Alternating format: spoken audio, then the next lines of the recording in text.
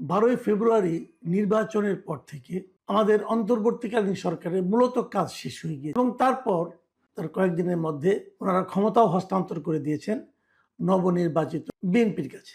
এবং বিএনপি তার এর মধ্যে তাদের মন্ত্রিসভা গঠন করেছে, প্রধানমন্ত্রী হয়েছেন, অন্যান্য মন্ত্রীদের দপ্তর বন্টন হয়েছে এবং তারপরেও প্রায় 2 সপ্তাহ কিন্তু প্রধান উপদেষ্টা, অন্তর্বর্তীকালীন সরকারের প্রধান উপদেষ্টা ডক্টর মোহাম্মদ ইউনূস ওনার যে সরকারি বাসভবন ছিল যমুনা, ওখানে অবস্থান করেছেন এবং গতকালকে সেখান থেকে উনি গুলশানের বাসভবনে চলে গেছেন। যতদিন পেরেছেন থেকেছেন সরকারি বাস। এই যে গেলেন, যাওয়ার পর থেকে ডক্টর মোহাম্মদ ইউনূসের স্ট্যাটাসটা কি দাঁড়াবে? এখন উনি কি? এখন কি উনি সাধারণ মানুষ, যে কোনো সাধারণ মানুষ? না, উনি এখন যে কোনো মানুষ নন। উনি আগে গ্রামীণ ব্যাংকের যখন এমডি ছিলেন, অথবা গ্রামীণের লোক হিসেবে যখন গ্রামীণ ফাউন্ডেশনের লোক ছিলেন, অথবা গ্রামীণ টেলিকমের চেয়ারম্যান অথবা অন্য কিছু ছিলেন, তখন উনি যে মাপের লোক ছিলেন, ওনাকে সরকার যে পরিমাণ নিরাপত্তা দিত, তার সঙ্গে কিন্তু বর্তমানে নিরাপত্তার কোনো তুলনা হয় অনুযায়ী উনি এখন রাষ্ট্রের অতি গুরুত্বপূর্ণ এবং এই গুরুত্বপূর্ণ ব্যক্তি হিসাবে ওনাকে বিবেচনা করা হবে। দায়িত্ব ত্যাগের পরবর্তী এক বছর উনি রাষ্ট্রের অতি গুরুত্বপূর্ণ ব্যক্তি থাকবে। তো আপনারা হয়তো বলবেন থাকবেন, এটা নিয়ে আলোচনার কি আছে? না,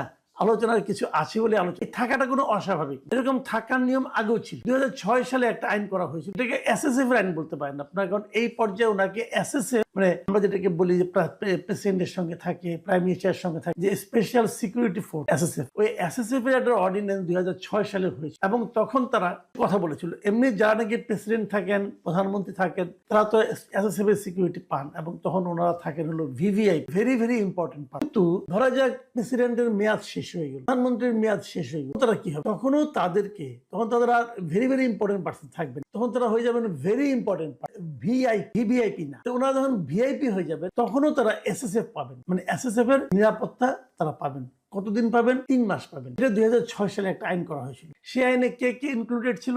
সেই আইনে ইনক্লুডেড ছিল রাষ্ট্রপতি, প্রধানমন্ত্রী এবং তখন কিন্তু তত্ত্বাবধায়ক সরকারের ব্যাপারটা তখনও ছিল 2006 সালে, এবং তত্ত্বাবধায়ক সরকারের যিনি প্রধান উপদেষ্টা হবেন, এই 3 জন তার যে সরকারি দায়িত্ব, যে পদ, সেই পদের কাজ শেষ হয়ে যাওয়ার পরেও পরবর্তী 3 মাস তারা ভেরি ইম্পর্টেন্ট পার্সন হিসাবে, মানে অতি গুরুত্বপূর্ণ ব্যক্তি হিসাবে সরকারের কাছে বিবেচিত হবে, রাষ্ট্রের কাছে বিবেচিত হবে। রাষ্ট্র এদেরকে পরবর্তী 3 মাস এসএসএফ সহ এবং অন্যান্য নিরাপত্তা সুযোগ সুবিধা দেবে, আরো একজনকে দেবে। সেই জনটা হলো যে জাতীয় সংসদে তিনি বিরোধী দলের নেতা হবে। সেই বিরোধী দলের নেতা যখন নাকি নতুন তত্ত্বাবধায়ক সরকার দায়িত্ব গ্রহণ করবে, যেদিন থেকে নতুন তত্ত্বাবধায়ক সরকার দায়িত্ব গ্রহণ করবে, সেই দিন থেকে, তখন তার সংসদ থাকবে না, সেই দিন থেকে পরবর্তী 3 মাস পর্যন্ত ওই বিরোধী দলের নেতা যিনি থাকবেন, তিনিও ভেরি ইম্পর্টেন্ট পার্সন হিসাবে, মানে অতি গুরুত্বপূর্ণ ব্যক্তি হিসাবে রাষ্ট্রের কাছে বিবেচিত হবেন এবং রাষ্ট্র তাদেরকে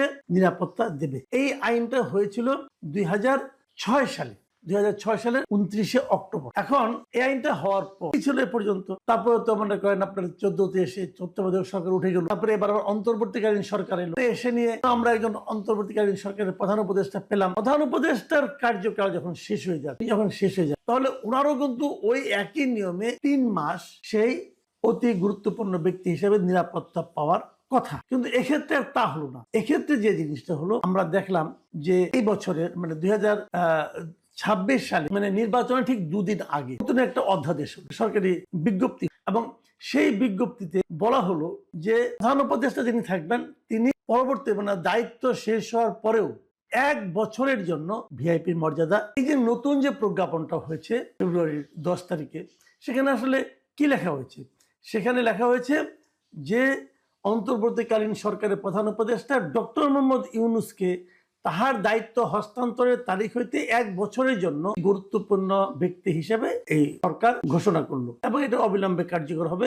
রাষ্ট্রপতির আদেশ ক্রমে মোহাম্মদ সাইফুল্লাহ পান্না এটা কে করলো? রাষ্ট্রপতি করলো, দিল রাষ্ট্রপতি। হয়তো প্রশ্ন করবেন যে দিন কয়েক আগে রাষ্ট্রপতি তো মানে খুব দুঃখ করে একটা ইন্টারভিউ বললেন যে তাকে কিভাবে ডক্টর ইউনূস পদে পদে অপমান করেছে, তিনি বলেছেন। তো তার মানে রাষ্ট্রপতির সঙ্গে ডক্টর ইউনূসের সম্পর্ক মোটেই ভালো ছিল না, তারপরেও রাষ্ট্রপতি এই ধরনের একটা আদেশ দিল, তার জন্য এত ভালো কিছু করলো। সেটা আসলে এরকম না কেন আমি বলি, বাংলাদেশের সবকিছুই রাষ্ট্রপতির আদেশ ক্রমে হয়। আমার তো মাঝে মাঝে মনে হয় যদি রাষ্ট্রপতিকে কোনো কারণে সরে যেতে হয়, তখন হয়তো বলা হবে রাষ্ট্রপতির আদেশ ক্রমে ওনাকে সরিয়ে দেওয়া হলো। এটা একটা ফেজ মাত্র, এটা একটা মানে বলা হয়ে থাকে। আসলে হয়তো অনেক কিছু রাষ্ট্রপতি জানেনও না। এই যে রাষ্ট্রপতির ওখান থেকে যে আপনার রাষ্ট্রপতির অভিযোগ করেছে যে ওনার ওখান থেকে যে মিডিয়া এই যে ইটা সেলটা ছিল ওটা সরিয়ে নেওয়া হয়েছে, আদেশে নেওয়া হয়ে থাকে বলা হবে ওখানেও রাষ্ট্রপতির আদেশ। রাষ্ট্রপতি অনেক কিছু জানেন না, কিন্তু ওনার আদেশক্রমে সবকিছু হয়। এবং বাংলাদেশের সংবিধান অনেকটা এরকমই, যে রাষ্ট্রপতি যা কিছু করে মন্ত্রী পরামর্শক্রমে করে।